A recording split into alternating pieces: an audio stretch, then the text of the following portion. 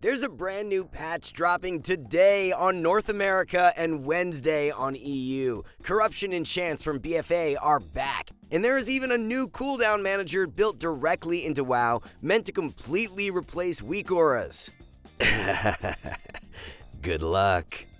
We also got a quick tier list update for you, so stay tuned to see what's going on in the 11.05 patch. Now, one thing we should immediately mention is that this patch is mostly cosmetic, as in there's no sweeping class changes, and instead, most of the content comes in the form of collecting new pets. But there is something you should know about. Corruptions are back. That's right, 6 of the iconic effects from BFA have made their return, including Gushing Wounds, Infinite Stars, Tentacles, and more. These come in the form of enchants, which can only be put on the helmet slot. Now, don't worry, because at least according to PvE sims, most of these enchants only added around 2 to 4% extra damage, which is no better than most embellishments. Of course, this could be different in PvP contexts and could vary by spec and gear. Just for some context, after hitting a target dummy for 100 million damage, Gushing Wounds did around 3% overall, and this was with 100% uptime. And in the case of Void Ritual, it gave around 3,000 bonus main stat at full stacks. But at around 30% uptime, this is good, but really wasn't too crazy. On paper, it would seem like Twilight Devastation might be a bit cheesy since it can now hit for a few million damage, but it had a super low proc chance. In any case, we would expect Blizzard to hit some corruptions with the PvP nerf bat if they wind up being overtuned. As far as getting these corruptions, you will need to do Horrific Visions, which works similar to BFA, with the addition of helpful NPCs. To get started, simply go to Dornegal and head over to the creepy icon. You'll then need to complete a few quests, including entering the portal to start a Horrific Vision, where you will earn a currency called Displaced Corrupted Mementos.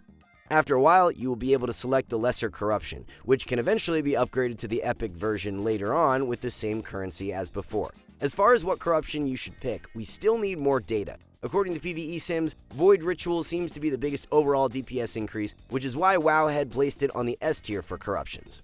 In any case, you can expect corruptions to be added as a new part of our BIS list feature, which updates every week, letting you know exactly what gear, enchants, and gems you should be using. This, of course, isn't the only perk Skillcap members enjoy, as you even get fully configured add-on profiles, which now includes 2-in-1 support for PvE. We've also got brand new courses on our website, including how to counter every class, the best positioning guides on the internet, and of course the #1 class courses for gaining rating. Skillcapped has everything you'll need to hit your PvP goals. Players just like you are using Skillcapped to reach new rating heights, and that's because we continue to offer a rank up guarantee where we promise you can gain at least 400 rating while using our service. So what are you waiting for? Visit skillcapped.com today using the exclusive discount link below. For now, back to the video. There are a lot of random PvE events that don't matter at all for us GigaChad PvPers, but one thing worth mentioning is that there will be a leveling event which will last until May 20th. This event will feature a bonus 20% experience for all characters, which will stack with a brand new potion you get from killing mobs in the open world, and the Warbound bonus you probably already have on your account. We should also note that the Comp Stomp event will start on April 29th, which will be a perfect time to grind honor for gem sockets. So if you're wanting to make your 39th enhancement Shaman alt, now is the perfect time to do it. Finally, the patch also features a built-in cooldown manager, which is being pitched as a replacement for weak auras. To enable this setting, go into the new Advanced Options tab, which will enable the cooldown manager. You can then go into Edit mode and click this box, which will allow you to change some simple settings like positioning, scale, and so on. The only thing that might be useful for PvPers is the tracked buffs and bars, which can show important procs. Unfortunately though, you can't seem to customize what appears. If anything, this feature is meant to replace class weak auras in PvE, specifically for casual players, or people who don't want to waste time setting up their UI. This is why for most PvPers, the Skillcapped UI is still a much better solution. Our custom weak auras have everything you'll ever need with class-specific filters. Now it's time to give you an update on the meta, just in case you've been gone for a while, starting with melee DPS. For the past few weeks, Fury Warriors, Windwalker Monks, Feral Druids, and Havoc Demon Hunters have been some of the best melee in Solo Shuffle. Overall, Brawler melee seem to be doing really well, and are massive gatekeepers for Warlock and Shadow Priest. In case you missed it, Ret Paladin got some major buffs just a week ago, which we predicted would elevate them to the S tier, and overnight they became the most popular DPS in the game. With a bunch of Bruiser melee populating the ladder, Ret Paladin is in a really good spot. It finally has the offensive pressure to win games, and the defensive utility to make other melee cry. One of those melee is Assassination Rogue, who we will be moving down half a tier to reflect the evolving meta. Did Asa get any recent nerfs? No, but the popularity of Ret Paladin combined with other bruiser melee makes Asa passively weaker. On the flip side, both Arms and Fury Warrior have seemed to have taken the front page of the ladder by storm, even on EU, which has been a region allergic to the class for the entire expansion. Unfortunately, there are still some melee lagging behind. While DKs have gotten a bit of love over the past few weeks, both Frost and Unholy are just outclassed by some of the brawler Mortal Strike melee. Right now, healing reduction effects are insanely valuable for PvP, especially in solo shuffle where some specs are just naturally advantaged if they bring an MS to their lobby. While the recent buffs to necrotic wounds have helped close this gap slightly for Unholy, the class still has some defensive problems, especially against some of the high-tier melee. In fact, right now, Frost DKs have some of the highest death rates across all melee. And the same is true with Enhancement Shaman. This is another spec which has been lagging behind this season and has really struggled to find an identity. Blizzard continues to funnel more damage into its gimmicky one-shots, which might work well at lower ratings, but are less of an issue as you climb the ladder. That brings us to our updated tier list going into the new patch. Again, there were no major class changes, and we don't expect the new corruptions to change much in terms of class balance. But now let's get you up to date on the ranged meta over the recent weeks. Right now, the meta is mostly dominated by Hunters, Elemental Shamans, and Frost Mages, who seem to do well in the Brawler melee meta. The spec that's seen the biggest explosion is Augmentation Evoker, who came off a flat 8% damage buff last week, comboing with a 15% damage buff a few weeks prior. This spec has one of the gnarliest win conditions in the game, with the ability to quite literally do over 10 million DPS.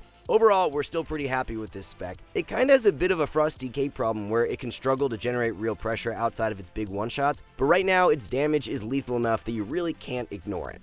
We're also going to keep ourselves accountable and will be moving Affliction down our tier list, not because the spec is bad, but because the meta is bad for the spec. Right now, there is an army of bloodthirsty Fury Warriors, Windwalker Monks, and Elemental Shamans ready to make your life miserable, and even worse, the two best healers are Holy Priest and Restoration Druid, with both having immunity to UA Silence thanks to Spirit of Redemption and Ancient of Lore. That brings us to our updated rankings going into the new patch. As we just mentioned, the popularity of bruiser melee specs is currently gatekeeping some of the less mobile wizards. Overall though, ranged DPS are looking pretty good. And now it's time to wrap up our meta update by looking at healers. The MVP so far this season has been Holy Priest, who were in a league of their own until recent nerfs. Right now, you could argue that Resto Druid is the second best healer in the game. It's not only doing well in the AWC tournaments, but right now it's even very strong in solo shuffle, especially with its brand new tier set. We will warn you though that Druid continues to be one of the hardest healers to learn, so your mileage may vary. Overall though, most healers feel strong, with the weakest healer being a toss-up between Mistweaver Monk, Preservation Evoker, and Restoration Shaman. You would think that these healers would excel in the bruiser melee meta, which they technically do, but the popularity of Frost Mages at the high end of the ladder can be an issue for Evokers and Monks. Restoration Shamans, on the other hand, seem to be more lobby dependent compared to the other high tiers and can really fall behind on healing. As a result, we will be shoving Evokers and Shamans down half a tier, where they will join Mistweaver Monk, while Restoration Druid will be making its way up with the caveat that it still has a steep learning curve. And if you're sick of feeling hard stuck this season, you need to take our courses. We are the #1 service for mastering any spec in PvP, allowing you to skip the annoying process of trial and error. Pair that with our courses on game knowledge, positioning, and more, and you will save time while actually gaining rating. We've even leveled up our add-on, which now shows BIS lists directly in-game as a part of the #1 PvP UI. And to help you stay ahead this season, you can now import talent strings automatically without needing to tab out. Skillcapped is the only place that promises you will actually reach your potential thanks to our rating gain guarantee. Be sure to click the special link below to get started. For now, we want to thank you all for watching. See you soon.